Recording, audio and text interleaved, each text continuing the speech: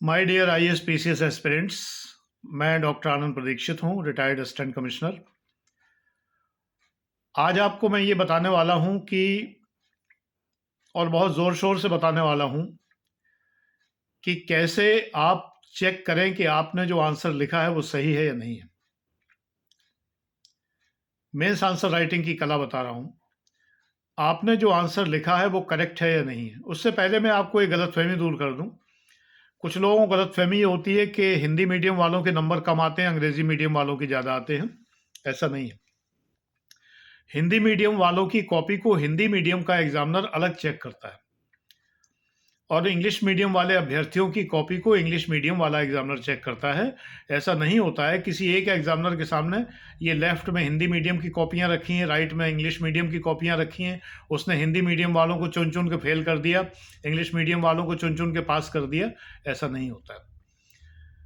हिंदी माध्यम का एग्जामिनर हिंदी माध्यम की कॉपी चेक करता है, अंग्रेजी माध्यम का एग्जामिनर अंग्रेजी माध्यम की कॉपी चेक करता है और कोई पार्शियलिटी नहीं होती।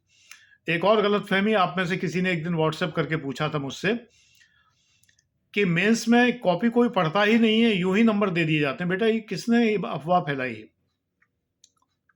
कुछ लोगों की कीर्ति पताका पूरी दिशाओं में फैलती जरूर है, लेकिन वो कभी कभी बहुत गलत अफवाहें भी फैलाते हैं। उन अफवाहों में मत आइए।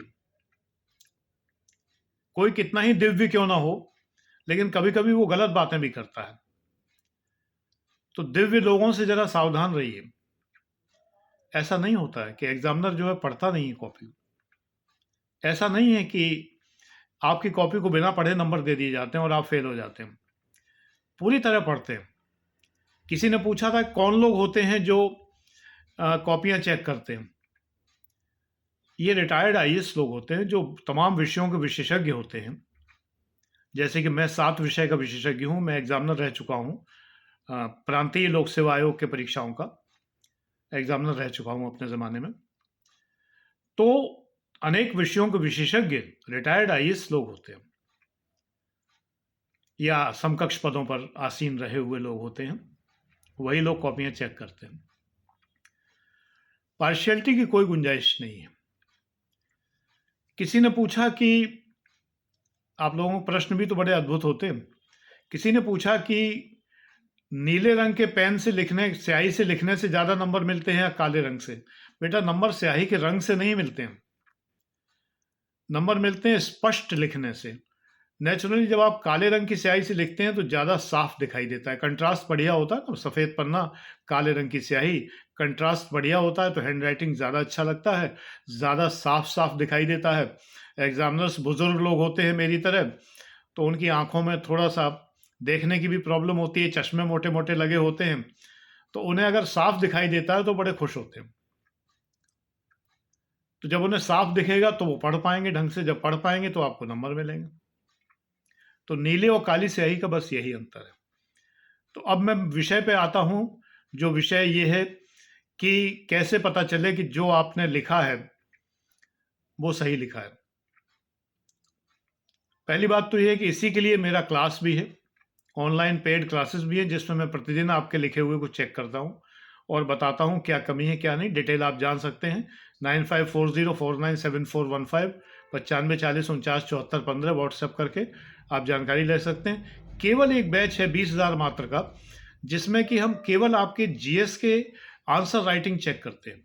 15,000 का बैच है जिसमें पब्लिक एडमिनिस्ट्रेशन की आंसर राइटिंग चेक करते हैं। पढ़ाते कुछ नहीं इन बैचेस में, आंसर राइटिंग चेक करते हैं।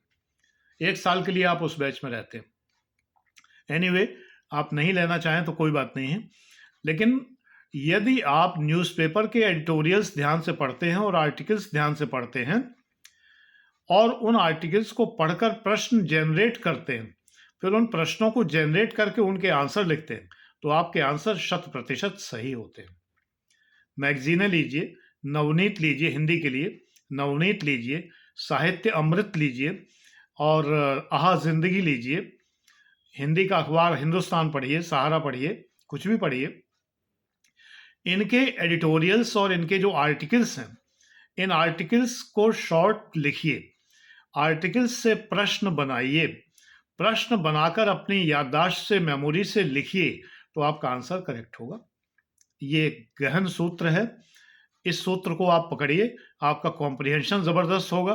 प्री में सेकंड पेपर में 28-30 क्वेश्चन आपको कॉम्प्रिहेंशन के ही मिल जाएंगे और आप बड़े आराम से कर पाएंगे और आपकी मेंस की आंसर राइटिंग सुधर जाएगी। तो ठीक है, साइनिंग ऑफ, आज इतना ही।